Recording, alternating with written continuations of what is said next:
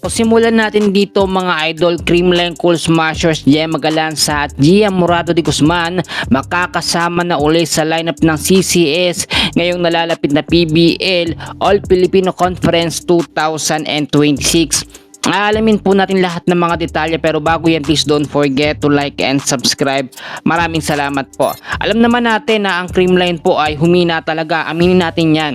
Dahil nga po maraming mga star player ang hindi nakapaglaro, tulad na lamang ni Gemma Galanza dahil sa kanyang foot injury. Gayun din si Gia Morado de Guzman, alam naman natin na sobra pong madaming nag-aabang dito kay Gia Morado at siya talaga yung isang susi para po muling magkampiyon ang CCS ngayong nalalapit po ngayong PBL All Filipino Conference 2026. Chinek po nating mabuti at nakita natin ang unang laban po ng CCS ay ngayong February 5, no?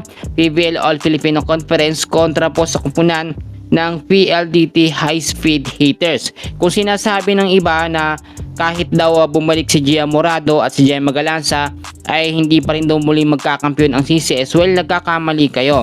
Ngayon po kasi maraming ginagawa na training or pag-ensayo o pagka-practice po ang CCS. Sa kanilang panibagong lineup, asahan po natin na hindi na ito basta-basta mababasa ng kalaban. So nakita naman natin sa mga recent po na practice ng Creamline ay kasama na eto nga pong si Gia Morado, nakita naman natin. Then si Gemma Galanza kasama na rin po sa practice. So alam naman natin nagkaroon ng problema kay Gemma sa kanyang injury, pero ngayon so far okay na.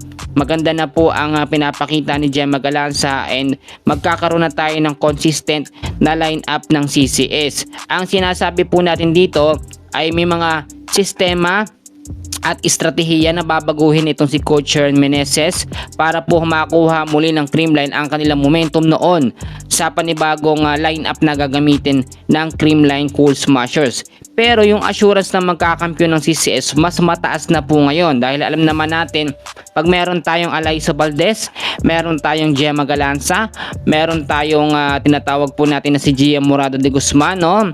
Si Bea De Leon, si Michelle Gumabaw, si Tots Carlos, yung mga player na yan, dyan na lamang po iikot yung lineup ni Coach Hernan Meneses. Pero sabi ng iba, paano naman daw yung mga bagong dating o mga bagong pasok po sa CCS tulad na lamang ni Jenny Herba na ito lamang is kumpirmado ng sa CCS. Pero alam nyo, another set of lineup sila sa CCS, pero more on magpo-focus ngayon ang CCS na makapasok or mailagpas o malagpasan po ang prelim round dito sa PBL All Filipino Conference.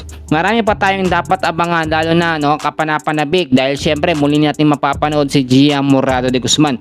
Yan po muna ang update natin sa ngayon. Maraming salamat and God bless po sa inyong lahat.